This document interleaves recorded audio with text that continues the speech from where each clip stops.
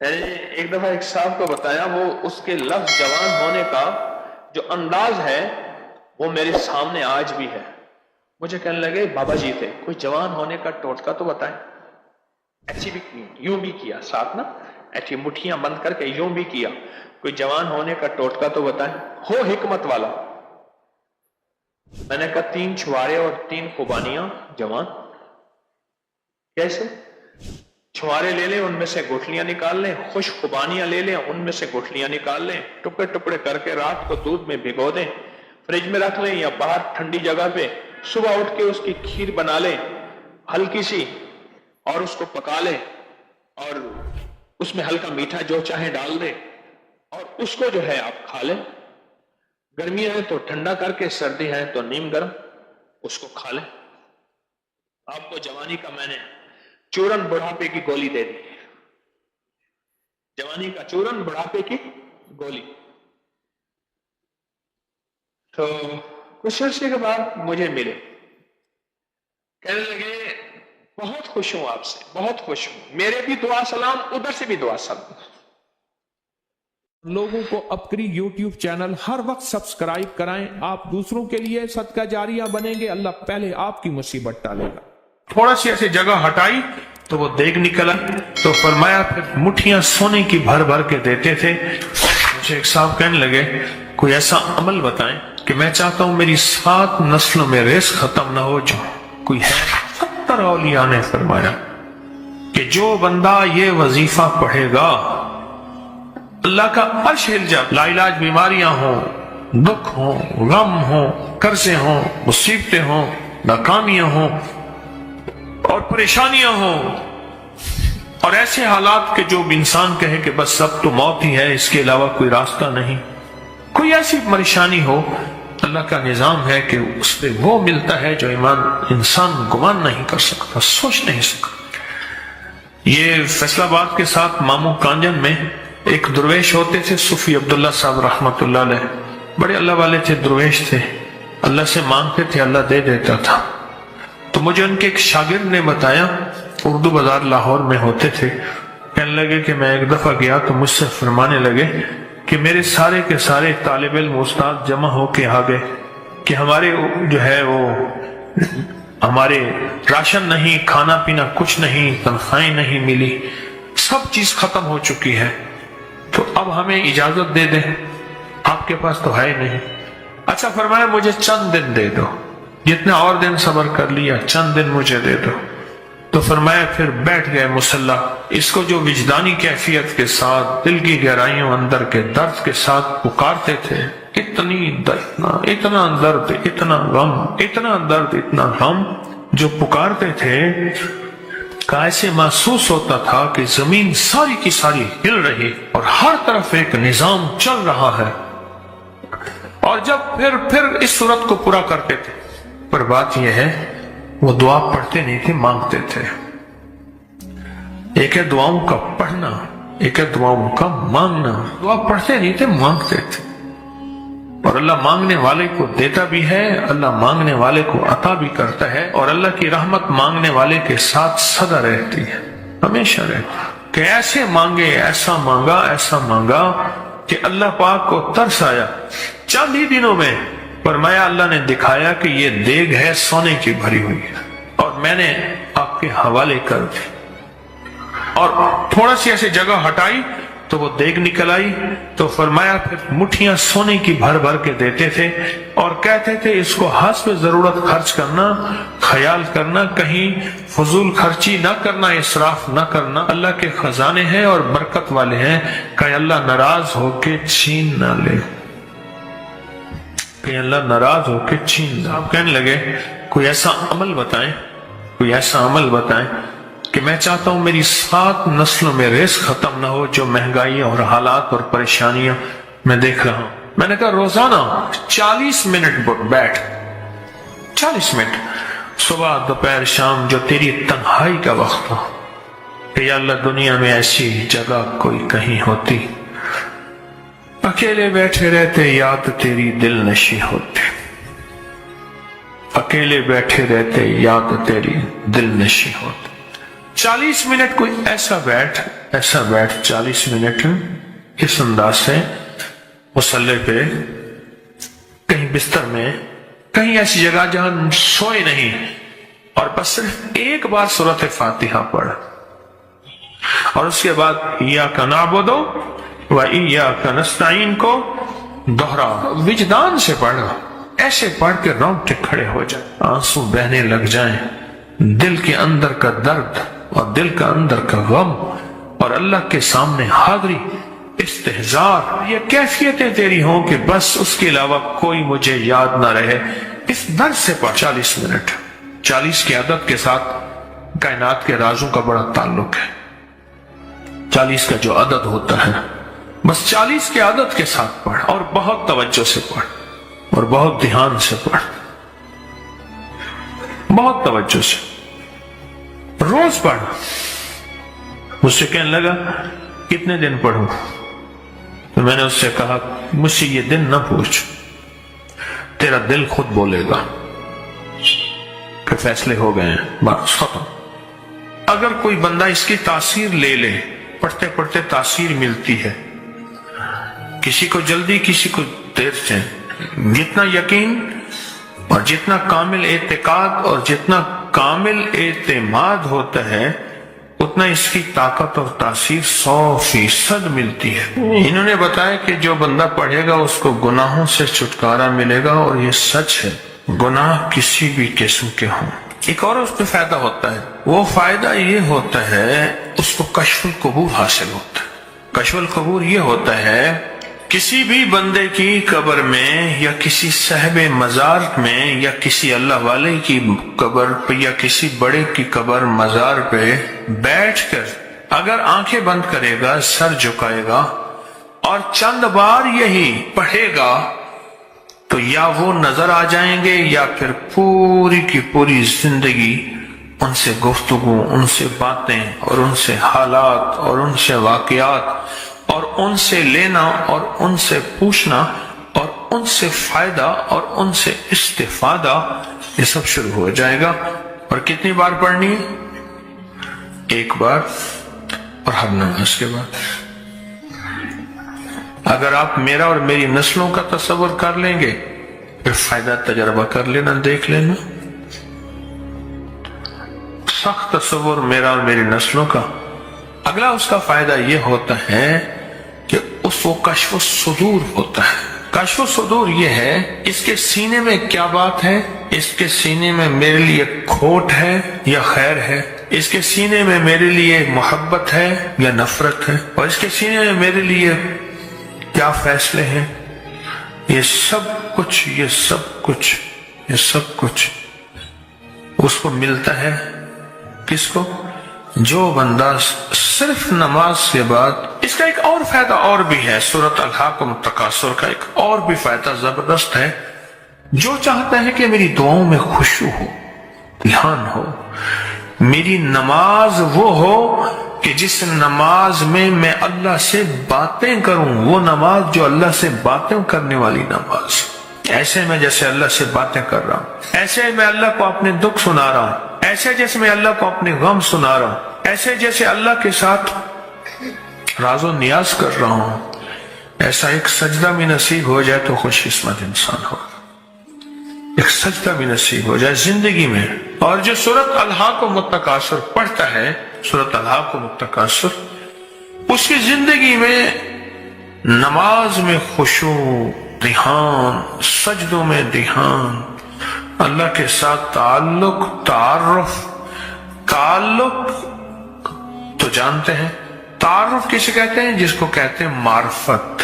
یہ اللہ پاک یہ چیزیں شروع کرا دیتے ہیں۔ سورۃ التکاثر کے فائدے عجب ہیں، کہیں گے تو میں اس کو ہی بتانا شروع کر دوں گا، اس کے بہت فائدے ہیں۔ میں نے تو ابھی بہت سے مضامین آپ کو اور دینے ہیں، بہت سی باتیں اور دینی ہیں۔ سورۃ الہاکم التکاثر، اس کا کیا فائدہ ہوا آپ کو؟ آپ نے کیا بتایا؟ دنیا کا کتنا خوش قسمت انسان۔ حضرت عباس رضی اللہ تعالیٰ عنہ سے کسی نے پوچھا آپ یہ بتائیں کہ ولی کون ہے؟ تو دوسرا بندہ بولا ولی وہ ہے جو دن کو روزہ رکھے اور رات کو تہجد پڑھے اور مصلی سے نہ ہٹے، اس کی روشن راتیں ہوں روشن دن ہوں، پر نہیں. عباس رضی اللہ تعالیٰ عنہ نے فرمایا نہیں. تو فرمایا آپ ہی فرما دیجئے کہ ولی کسے کہتے ہیں؟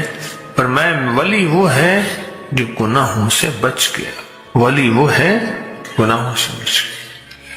اب اس میں ایک سوال یہ ہے کہ یا اللہ میں بے بس ہوں تو بے بس نہیں. یہ الہاکم التکاثر اس وقت کام آتی ہے جب انسان 100% بے بس ہو جائے. یا اللہ میں نیک بننا چاہتا ہوں، تیرا دوست بننا چاہتا ہوں، تیرا ولی بننا چاہتا ہوں، تیرا قرب چاہتا ہوں، تیری معرفت چاہتا ہوں، تیری محبت چاہتا ہوں اور تیرا ساتھ لینا چاہتا ہوں. اے اللہ تم مجھے اپنا ساتھ دے دے اور مجھے اپنا ساتھ دے دے، ساتھ دے دے. اور ہوں بے بس، میرے پیچھے نفس اور شیطان ہے، میرے پیچھے شیطانی دنیا ہے. اے اللہ میں تیرا دوست بننا چاہتا ہوں اور تیرے مدینے والے کملی والے کے دوست کا دوست بننا چاہتا ہوں. اے اللہ میں کیسے کروں؟ میں بے بس ہوں تو بے بس نہیں، میں بے بس ہوں تو بے بس نہیں. تو اسی لمحے میں اللہ پاک جل شان ہو، اسی لمحے میں اللہ جل شان ہو اپنی مدد کو اس کے ساتھ سورۃ التکاثر کی وجہ سے شامل کر دیتے ہیں. سورۃ تکاثر کی وجہ سے، سورۃ الہاکم التکاثر کی وجہ سے اس کے ساتھ شامل کر دیتے. اللہ کہتے ہیں میرے بندے تو بے بس ہے، تو نے مجھے اپنے ساتھ ملایا ہے. بتا شیطان طاقتور ہے یا میں طاقتور ہوں؟ نفس طاقتور ہے یا میں طاقتور ہوں؟ جذبے طاقتور ہیں میں یہ طاقتور ہوں؟ نیگیٹیوٹی طاقتور ہے یا میں طاقتور ہوں؟ تو اللہ ہی طاقتور ہے، وہ تو اللہ ہی طاقتور ہے، اللہ ہی طاقتور ہے. اور جو اللہ کی طاقت اور اللہ کی قوت کو اپنی رحمت کے ساتھ، اللہ کی رحمت اس کے ساتھ شامل ہو جائے تو اس سے بڑی نعمت اور سعادت کیا ہوگی؟ اس سے بڑی نعمت اور سعادت کیا ہوگی؟ آپ کے پاس کسی اور کے پاس سورۃ الہاکم التکاثر کا فائدہ ہے؟ بولیں کسی کو الہاکم التکاثر کا فائدہ پہنچا بتائیں. لگے میرے پاس وہ عمل جو ہے جو آپ نے عمل دیا ہے، 4 رکعت نماز نفل سوتے وقت پڑھنے ہیں کٹھے ایک ہی اتحیات کے ساتھ، اور اس کی ہر رکعت میں سورۃ تکاثر پڑھنا ہے، الہاکم التکاثر پڑھنا ہے، الہاکم التکاثر، الہاکم التکاثر پڑھنا ہے. تو کہا کہ میرا ایک رشتہ دار تھا نہایت ان پڑھ، بالکل کہتے پتہ نہیں اس کو کلمہ آتا تھا یا نہیں آتا تھا، مجھے یہ بھی پتہ ہے نہیں. تو میں نے اس کو خواب میں دیکھا. پھر کہتے میں نے پوچھا سنا خالو کیا بڑھیا، خالو تھا، سنا خالو کیا بڑھیا. پھر اس وقت آپ علم کے پاس کھڑی تھی تو وہ علم نے بلائے گیا اور کہنے میری بات کی جا رہا تھا اس بچے کے انہوں نے کہا یہ تصویر کھانے لے کے بھی ہٹے اس کے کہنے لگا بیوی بھی ساتھ کھڑی تھی. تو کہا مجھے، کہنے لگا میں نے تیرے ساتھ نہیں جانا، اس کے پاس جانا ہے. یہ ایک دفعہ مجھے تسبیح خانے لے کر گیا تھا، وہ اسی کی وجہ سے بچ گیا، اسی کی وجہ سے بچ گیا.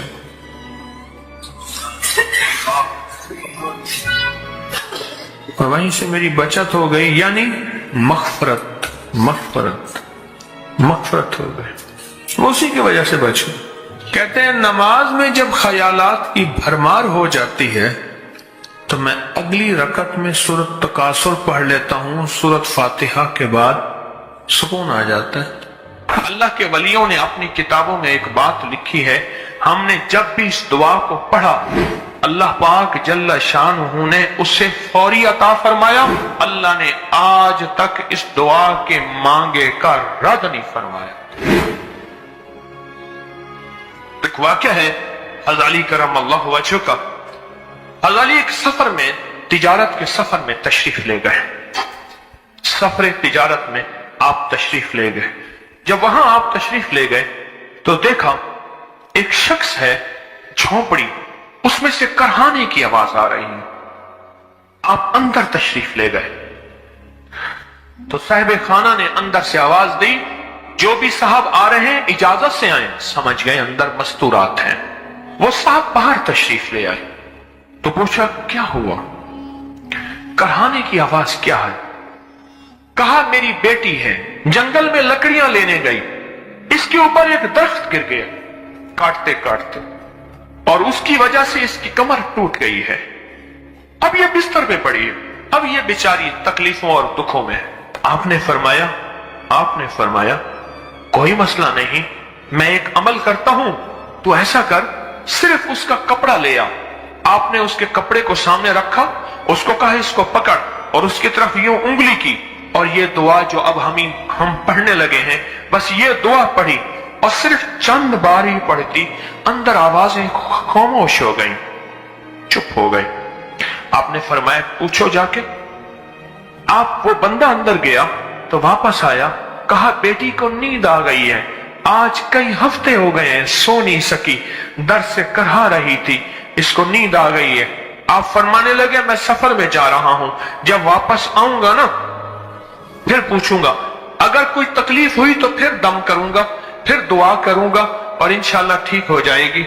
आप चले गए, आगे तशरीफ ले गए तो आपके हम सफर थे, उनकी सवारियां थीं, उनमें से एक घोड़ा था, जिस घोड़े को ठोकर लगी, चोट लगी, उसके अगले पांव की हड्डी घुटना बाहर निकल गया, वो एक तरफ होके बैठ गया, उसका घोड़ा चल नहीं सकता था।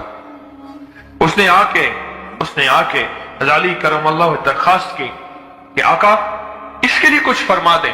फरमाया मैं इसके लिए दुआ करता हूं, ये ठीक हो जाएगा। और आपने दुआ पढ़ना शुरू कर दी, और फरमाया ये इसके हाथ पे, उसकी टांग पे आपने हाथ फेर दिया, जो बाजूर थी टूटी हुई, निकला हुआ घुटना था, फरमाया ठीक हो गया। और काफले वालों ने देखा वो घोड़ा सबसे आगे था, सबसे सुबक रफ्तार था और सबसे लाजवाब था। आगे एक जगह तशरीफ ले गए तो काफले को प्यास लगी, पानी की जरूरत थी, कुआं देखा तो कुआं खुश्क था। आपने फरमाया कोई बात नहीं, ये दुआ पढ़ी और दुआ को पढ़ के अपना लुआब कुएं में डाल दिया। फरमाया कुएं में पानी का एक जोश उठा और पानी उठा और मुंडेर से बाहर निकला, लोग पीने लगे तो आपने रोक दिया। फरमाया मत पियो, कुएं का जो खड़ा काला पानी है वो निकल जाए, और फिर शफाफ पानी जब निकला फरमाया ये पानी पियो, मशकीजे भरो, सवारियों को पिलाओ। काफला चलता रहा, आगे तशरीफ ले गए, आगे देखा तो खाना खत्म हो गया, इतना खाना था कि अब खा लें, आइंदा कैसे खाएंगे। तो आपने फरमाया जो खाना है ले आओ। आपने खाने को रखा, ऊपर कपड़ा डाल दिया और ये दुआ पढ़नी शुरू कर दी, जो अभी हम बैठ के पढ़ेंगे, खुशकिस्मत हैं। और कपड़ा डाल के फरमाया दुआ फरमाई, ये अमल फरमाया, ये दुआ पढ़ी, और उसके बाद फरमाया देखो खा लिया। और फरमाया हमारा 17 दिन का सफर था, उस 17 दिन में हमने खाया, लोगों को खिलाया, जहां लोग आते थे उनको बिठाते थे। दस्तरखान हमारा था चंद अफराद का, फिर सैकड़ों लोगों ने खाया। 17 दिन के सफर में थोड़ी सी कमी भी ना हुई। जब घर लौटे तो वही का वही हमारा खजाना, खाना, वही सारा तोशा मौजूद था। आगे तशरीफ ले गए तो एक तिजारत में एक देखा तो एक बंदा है, ठीकरियों पे ठीकरियां मार रहा है। आप उसकी तरफ तशरीफ ले गए, आपने उसको जाके देखा, लगता है कि तू पुराना जुआरी है। उसने कहा जुआ खेलता था, सब कुछ हार बैठा हूं, हर चीज जिंदगी खत्म हो गई है। आपने फरमाया अच्छा ऐसा कर तौबा की नियत कर ले, अल्लाह से तौबा कर ले, और फिर मैं तेरे लिए दुआ भी करता हूं, अमल भी करता हूं। तो ऐसा कर, पत्थर पे पत्थर मार, तेरा हर पत्थर सोने का बनता जाएगा। आप बैठ गए, उसने वैसे ही पत्थर पे पत्थर मारा, और जैसे बेचारा बेबसी की हालत में पहले मार रहा था, आपने दुआ करनी शुरू कर दी, ये दुआ पढ़नी शुरू कर दी। और दुआ पढ़ते पढ़ते देखा तो लोगों ने पत्थरों की शक्लें बदलना शुरू हो गई, और जो पत्थर भी उसके हाथ में आया था वो सारे पत्थर सोने के बन गए। आपने सारा सोना उसको दिया, चल पड़े। सफर में आगे जाते जाते देखा कि एक शख्स है, उसके साथ एक बच्चा है, एक बूढ़ी औरत है, एक बूढ़ा गधा है, और वो सारे पैदल चल रहे हैं, गधे को सवारी को साथ लिए हुए। तो आपने पूछा क्या हुआ? उन्होंने कहा एक सांप है जो इस गधे के पे मुसल्लत है, उस सामने बैठा है, وہ نیچے نہیں اتر رہا. ہم نے مارنے کی کوشش کی ہے, اس کی پھنکار سے عصا جل جاتا ہے, اور جلا ہوا عصا دکھایا, ڈنڈا جلا ہوا دکھایا کہ ایک پھنکار سے ڈنڈا جل جاتا ہے. وہ مسلط ہے گدھے پہ, ہم پیدل چل رہے ہیں, منزل پہ ہے, سانپ مسلط ہے, اس کا کوئی حل نہیں. آپ نے فرمایا اس گدھے کو اس جھاڑی سے, اس درخت سے باندھ دو, اور باندھ کے آپ قبلہ رخ ہوئے اور یہ دعا پڑھنی شروع کر دی. اور فرمایا پھر دوسرے رخ ہوئے اور یہ دعا پڑھنی شروع کر دی, اور تیسرے رخ ہوئے, اور دعا پڑھنے کے بعد آپ نے اس سانپ پہ پھونک مارا. سانپ چونٹی بن کے چھلانگ لگائی اور غائب ہو گیا. تو انہوں نے پوچھا آقا یہ کیا تھا؟ فرمایا یہ تمہارے اوپر ایک دشمن جن مسلط تھا جو کہ تمہاری جانوں اور عزتوں کا لٹیرا تھا. آخرکار آپ کے غلام نے آپ سے پوچھا آقا اگر آپ یہ دعا ہمیں سکھا دیں, چشمہ فیض سے گر ایک اشارہ ہو جائے, چشمہ فیض سے گر ایک اشارہ ہو جائے, لطف ہو آپ کا اور کام ہمارا ہو جائے. آئیں بسم اللہ کر کے اس دعا کو پہلے سنتے ہیں. یا وہاب حبلی من نعمت الدنیا والآخرہ انک انت الوہاب. اللہ کے ولیوں نے اپنی کتابوں میں ایک بات لکھی ہے, ہم نے جب بھی اس دعا کو پڑھا اللہ پاک جل شانہ نے اسے فوری عطا فرمایا, ورنہ اس کی نسبت عطا فرمائی, اور ورنہ چند لمحوں میں عطا فرمایا, ورنہ چند دنوں میں. اللہ نے آج تک اس دعا کے مانگے کا رد